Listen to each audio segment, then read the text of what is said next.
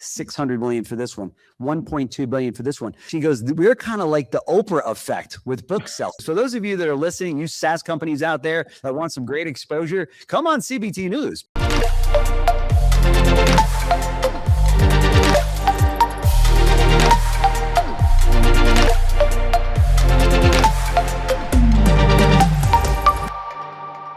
Hello, and welcome to the Kain Friends podcast. I'm David Kain, and our podcast is all about bringing guests on to share thoughts and ideas on the automotive industry with focus on helping our viewers improve their business. Our guest today is a dear friend of mine, Jim Fitzpatrick. Jim is the co-founder of JBF Business Media, CBTNews, ASBN, America's Small Business Network. Jim, if you could, I'm going to bring you up on the stage. Tell us all about your companies and your background, and how in the world did you get in the media business? How long is this show, David?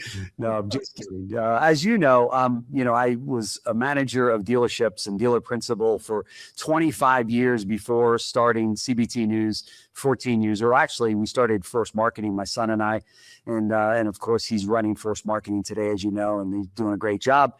14 years ago, Bridget and I decided to come up with the idea of CBT News to provide news, information, content, interviews with dealers and such for the retail automotive industry. So CBT News was born. That was 7,000 interviews ago, which we're very, very proud of. And then many shows that we produce on the network, one of which you hosted for many years, which we appreciate. And so we are going strong 14 years later. We're very excited about the landscape out there and all of the different voices that feed the people that work inside of the retail automotive industry. I think the more the content, the more the voices that we've got, the better off we'll be as a body. There's no question. And, it's interesting. I want to dive in just a little bit about that because CBT is where we'll focus most of this conversation, but I want to use this as an opportunity for you to speak to others that you might want to consider for your other small business networks. But sure. To a large degree, what I'd love to know is what was your driver? What caused this? It obviously wasn't we're going to go get rich quick because, as you say, it only took 7,000 interviews. So. That's exactly right. No, in fact, that was not it. The auto industry has been very good to me and my family, and it continues to do that. And I know that I'm speaking to so many where that has been the case. So when Bridget and I decided to do this, we didn't know if there was going to be any advertisers on the sidelines or what have you. So we built the studios. We got a team of 15 people. I mean, that all came before the first nickel came in the front door. And but the driver was really, I looked around and said, where do dealers go to get really good information on running their dealerships better? We had automotive news, and it kind of ended there. Maybe we had Ward's Auto, and no, that was it. But when I looked at their media kit, 81% of their viewers were OEM executives and suppliers. When you look at the content, it was really focused on delivering good news and information to the OEM side, not to the dealer side. Well, we flipped that around and we said, look, let's come out with something that's very, very dealer centric. So that's kind of been our North Star, if you will. The first question we ask is, if we've got somebody on as an interview or we run a story, does it help a dealer run their dealerships better and more profitable? And if the answer is yes, then let's run that. I don't really care too much about the OEM side of the business. Hope they do well. I know they will. They'll have their ups and downs, but I'm really focused on what a dealer goes through each day, whether it be on variable ops or fixed ops side, and getting people and marketing and hiring and recruitment and, whatever it is, we want to talk about those issues on CBT News. And I think that's has grown and led to its popularity because dealers caught on and said, oh, these two have put together CBT News really around the needs of the dealer and the managers inside the deals. And the salespeople too, but by and large, about 80% of our viewers are really dealers and managers. They're not as much on the salesperson side. Yeah, there's no question. No, I think it's obviously relevant that you have automotive experience that helps you to sit toe to toe. But at the same point, you had a young lady, Bridget Fitzpatrick, who I don't remember hearing her background story, but it is kind of interesting to see how she just really took to automotive retail, and this became a real passion play for both of you all. I've worked with my wife in a business for a long time. It's not easy. You go home at night and you talked about before Nickel came in the front door, Right. you all moved studios to a real practical one that, and you had the real high scene view Oh, level. Tell us, because I think that's the human side that I'd like to really tap into is, you've been through a lot, and just like we watch these kids in situation comedies grow up on TV, you and Bridget, you and Bridget didn't grow up, it's and right. I hate to use the wrong term, but you're maturing on TV. We're grandparents of 6 beautiful grandchildren, so that humbles you up very quickly in the industry or in doing what you do each day. But yeah, there's no question that we never worked together before starting JBF Business Media, and of course CBT was the first entity of that media company, and so we didn't know what it was going to be like. I will say that I knew that for sure we wanted to have a male anchor and a female anchor the same way you see it on national network TV shows, right? To garner that respect from day one. And I think, a lot of dealers have said, whoa, when you guys came on the scene, it was like CNBC, and you're like, you got a great group of anchors and telling the stories and interviewing people. So it was interesting. I'll tell you a quick story. And that was, we were interviewing these individuals that would come into the studios and to do kind of like a screen test, so to speak, get on the news desk, read the teleprompter, let me know what and we'll let you know what we think. And so we found in Russ Brown, if you remember Russell Brown, he's our Russell, yeah. And we were in the control room, Bridget and I, and we're looking at these young ladies that would come in, and we're like, no, not that one. No, it doesn't. They don't resonate. They're not good. Maybe the one, and then we found one that would work, but her scheduling didn't allow it because she had to do other roles and what have you. So Bridget finally said, I think I can do this, right? And I'm like, yes. I knew she could do it the whole time, but it had to become, kind of a self-discovery on her part, And I said, really, you really think you can do this? I knew she could. So she goes, yeah, I really do. So she said, let's try this. So she got in the news studio, killed it, read it, great delivery, great chemistry between her and Russell Brown, our first anchor. And bingo, the rest is history. So she was the co-anchor of CBT News for the first really 10 years of our operation. And became a student of retail automotive, understood all the departments, did a lot of interviews on that, reported the news, and quickly got it. She ramped up very, very quickly on all of the content, what have you. And then when there was an opportunity, one of our anchors left, and Joe Gum had to go on to other things. And I said, you know what, I'm going to jump in and be kind of the car expert, if you will. And that was, I think, 7 years ago. Wow. Something like that. And so it's really been me running the deal and doing the interviews. Bridget, in the last few years, did take a back seat because she wanted to be more operational for our other companies. She's very active at ASBN.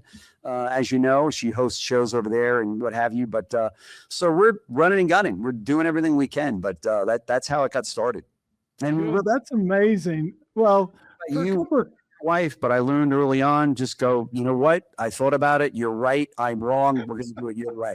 And for some reason, that makes the relationship work. Yeah, we're going to list that as a golden nugget, as a highlight, right, for the advice that you're giving to all the males in the audience.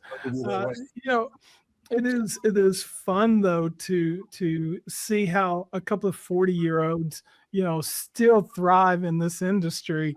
Sometimes when you hit your 40s, people want to put you out to pasture, but you just look great, buddy. And imagine if you hit 64, what they want to do to you. Yeah, imagine. So, Jim, you're almost like you go to thrift stores or flea markets and you see Time Magazine and you see those things that are literally the historical documents.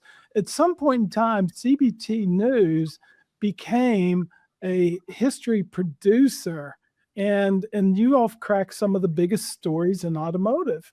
Sure. And at a time when COVID could have socked you, Yeah. you will For sure. thrive and We're actually concerned about that. maybe even benefited from that. Is there any story or anything that is really hyper personal for you and Bridget that you felt good about bringing to the eyes and ears of your listeners? Yeah, there's a few of them, and you kind of touched on one, which was COVID. At the time, we were doing, I think, one newscast or one story a day. And as soon as COVID hit and shut down dealerships in March of 2020, just after NADA, by the way, we said, okay, we got to own this. I mean, there's a lot of dealers out there and managers and staff that are freaking out. What does this mean? What does it mean to our business? So we stepped it up and we said, okay, let's do 4 shows a day, bring in a lot of dealers, bring in consultants, bring in anybody and everybody that's got a word or a voice on this and good content that will help dealers through this process. Lo and behold, we found in course late April, early May, and then June, the car business really started to take off. And we were there for that as well, to talk about those issues, the pricing situation. And, the fact that dealers are selling vehicles for way over a sticker. And then that took on a whole life of its own. And then there's a shortage, and then there's a chip shortage. So there was a lot to talk about. So we kept up with that with the 3 or 4 shows every day that we were doing with the state associations, with OEM executives, with dealer principals, with sales managers, you name it. And I think that was a turning point for CBT News, because a lot of people said, whoa, you guys came out of the woodwork here with a tremendous amount of content, pushed it out in social media and on the website and newsletters and what have you. And then, of course, what we saw with what we're going through right now with the FTC.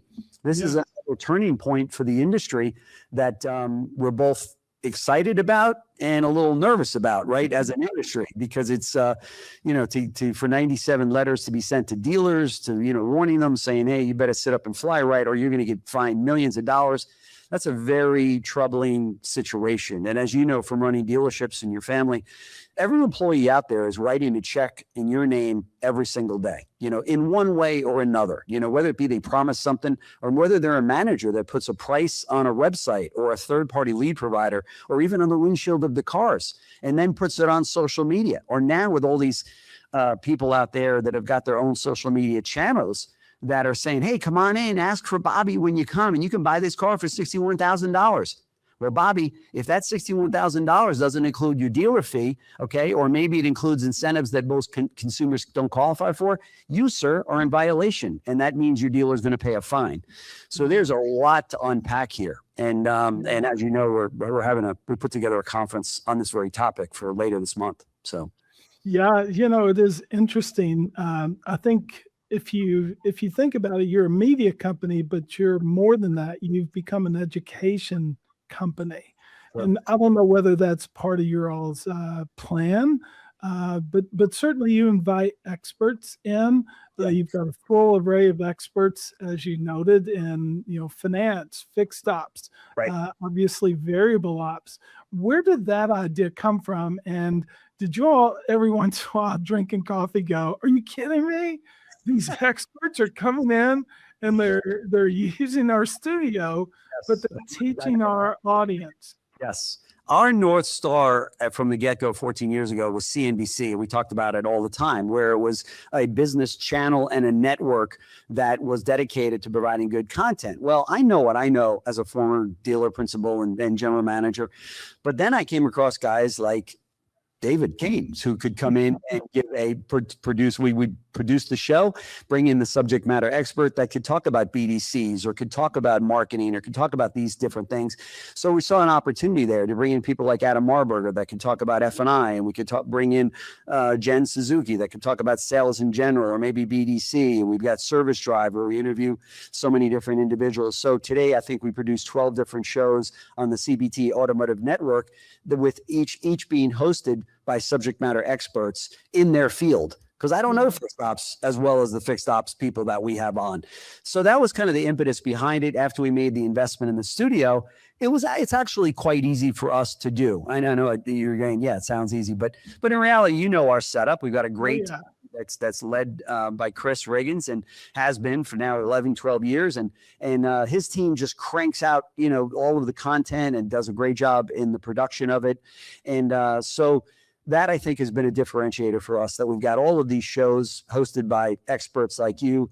And we thank you for the great content that you've given us over the years. It's been awesome and then you were able to bring in people on your show that you could interview, and you could do a better interview with those individuals than I could, because you were kind of that doctor that's an expert in a particular field. You were a specialist, if you will, and you could ask way better questions of your guests than I could. And I realized that early on. So we said, let's get these subject matter experts in here and cover each area of the retail operation even better.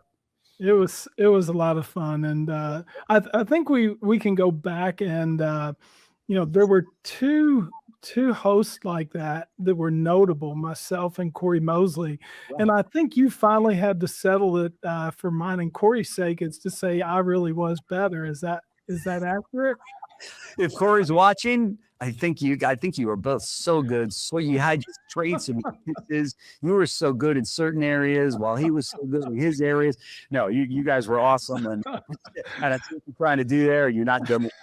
So I'm gonna tell you, like the Speaker of the House, who I met recently, that just answers every question with, I haven't seen that yet, so I just can't comment on it.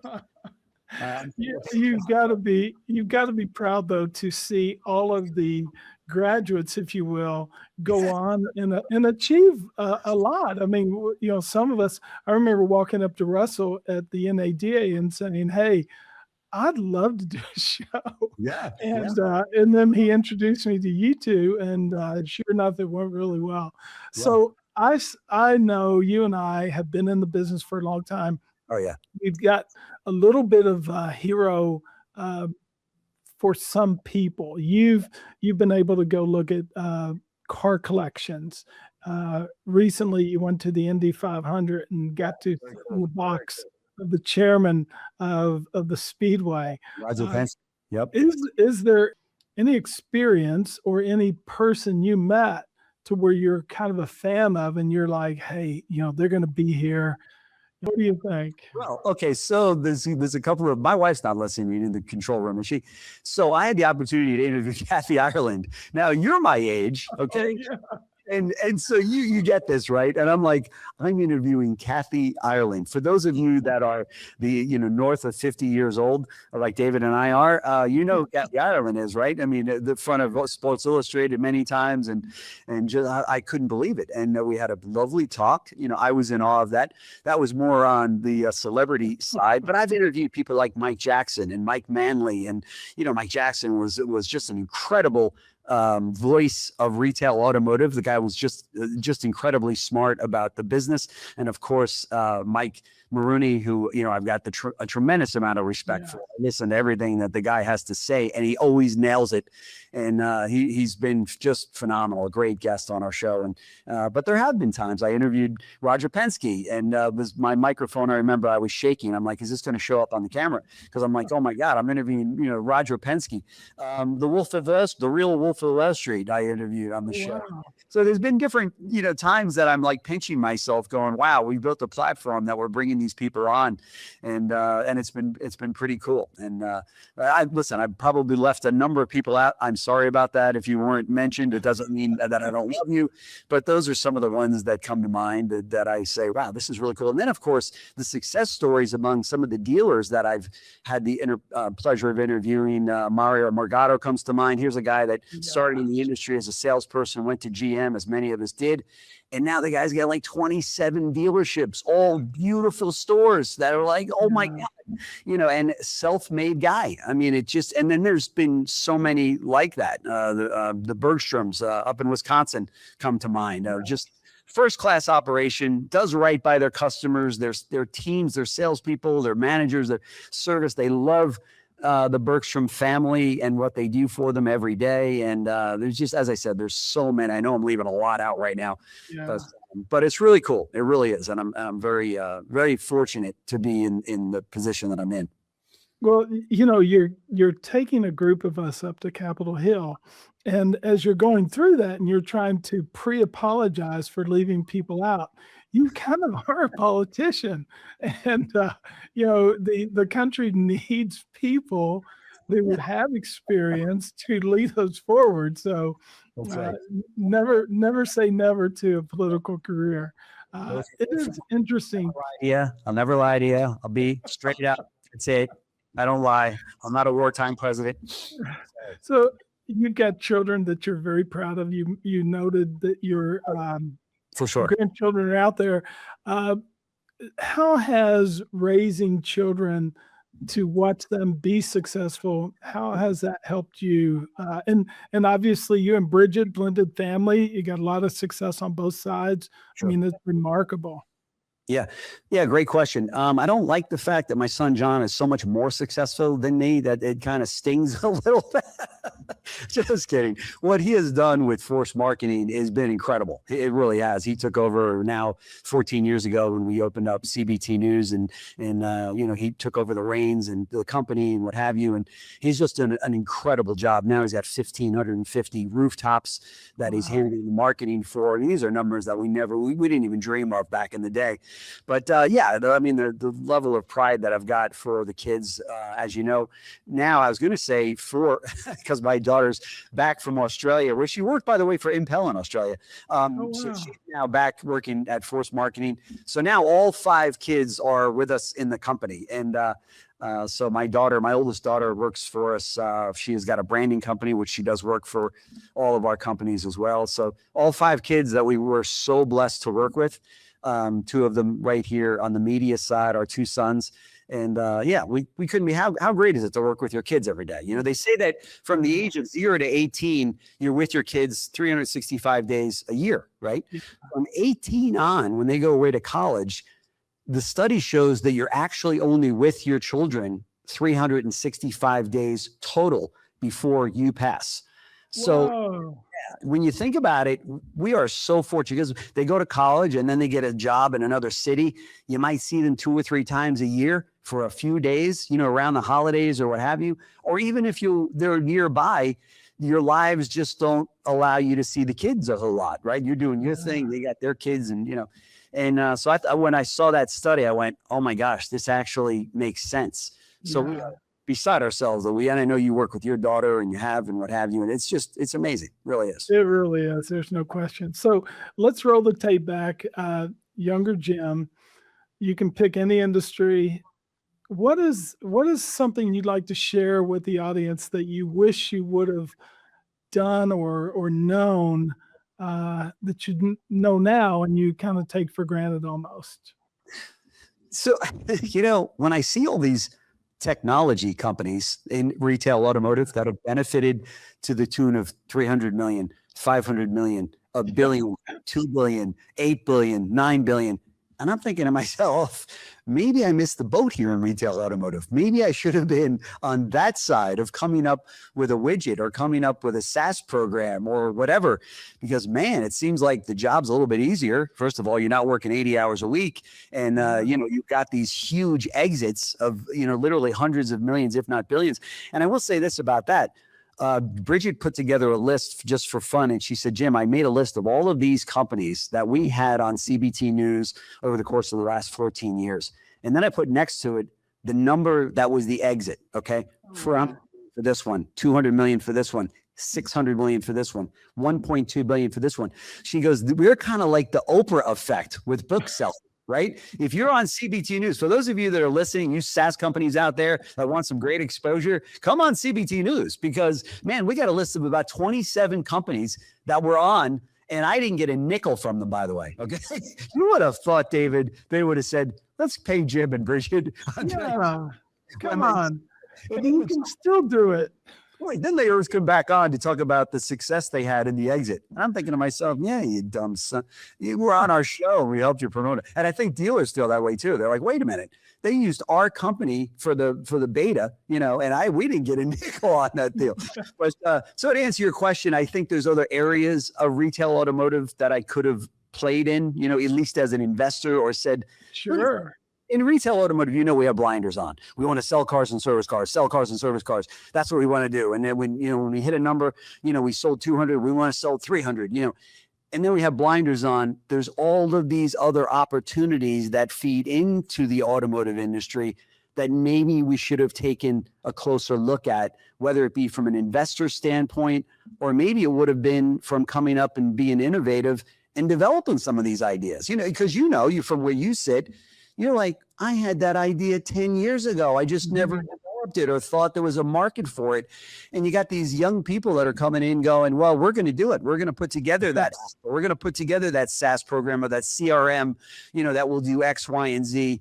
And I'm thinking to myself, wow, Retail Automotive put those companies on the map, but they didn't have to spend one night spinning contracts at 12 midnight as I did, you know what I mean, in hopes to hit the next bonus level, Well, and the nice thing of it is with Automotive Ventures and Steve Greenfield, and we're even seeing guys, some of the Homans and such that are investors. Yeah. And helping that. So I think it's a wonderful hedge for exactly what you're describing. Right. So let's move to the wrap up and think about, is there anything that you'd like to leave the audience with? Anything from your own business perspective, life? You've already given us a couple of golden nuggets that will turn into a book. It would be a very interesting book. I don't recommend you read that one. What comes to mind? What would you like to leave us with? So obviously, this is an audience because I know you, and I know you got a tremendous amount of followers and people that respect the hell out of you. First of all, whenever you say David Kain, you know what the next line is? He's got to be the nicest guy in the automotive industry. I love David Kain. I'm going to come up with a patch that just says I love David Kain because everybody can relate to that, as we do here at CBT News. So you're one of the gems in the industry, first and foremost. And there's so many else out there, but you come to mind, I think, with everybody. So I would say, especially to our retail audience out there, and is made up of a couple of different entities. As you know, there's dealers that are making a tremendous amount of money, have done very well for themselves. They deserve all the success that they have. And then you've got everybody else that are employed by those dealers. So the audience is kind of mixed, right? To the dealer community out there, and I don't have to tell everybody this, but there's dealers out there that might be able to do a little bit better job in how they treat their teams. Okay, we still suffer from a very high turnover in the industry. I think that's going to be my crusade moving forward. How can we get to the point where we're not spending or having to spend 65 hours in a dealership to make a living? How do we get to the point where we're not making a mini deal of $150 or $200 on a $60,000 purchase price? How do we get to the point where somebody can go away on a week's vacation or 2 weeks vacation and feel comfortable about coming back to the job at the dealership and not saying, oh my God, there's somebody sitting in my seat? We've got to treat, I think, our people, dealers, and I'm painting with a broad brush. So the ones that do this, keep doing it. But for the others, that I think there's a tremendous amount of room for improvement as to how we treat our people. And the evidence of that is the fact that we have a 70% turnover rate. Why? Why do we have a 70% turnover rate? It's not necessarily the individual. It could be the operation. It could be the process. It could be a lot of different things. But in many cases, it's how we treat those individuals, when they join the organization. I think there's a lot of room for improvement there. On the side of the employees, this is a great industry.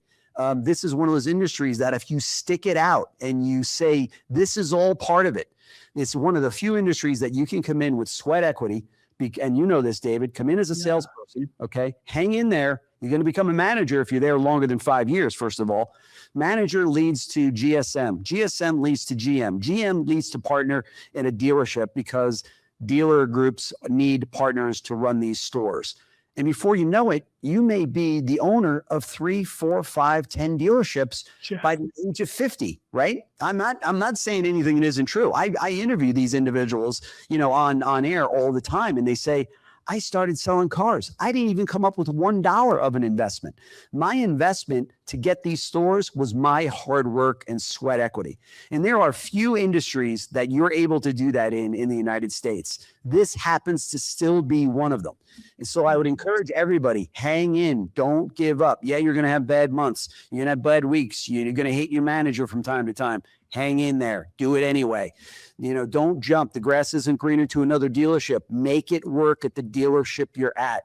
I'm telling you, you can succeed doing what you're doing right now as long as you hang in and you learn from those professionals before you. And hopefully that advice helps, because I love the industry. It's been good to my family and myself. But I think that we give up too quickly in the industry. And that's an unfortunate situation. I've seen a lot of very good people leave to get what sometimes they call a real job. Yeah. This is a real job. Okay. Yeah. You got to hang in there and you got to stick with it. So that's my advice Wow. to dealers as well as employees.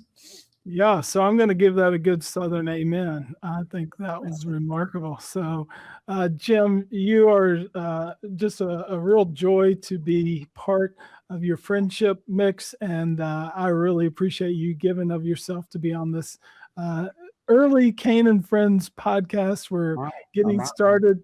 Go back 14 years ago. I don't know how long I'm going to be able to watch you guys keep making magic, but please keep it up. And thank you so much for being here on Kain and Friends. And thank you once again to our audience for joining us, and we'll see you next time. Bye now. Thanks.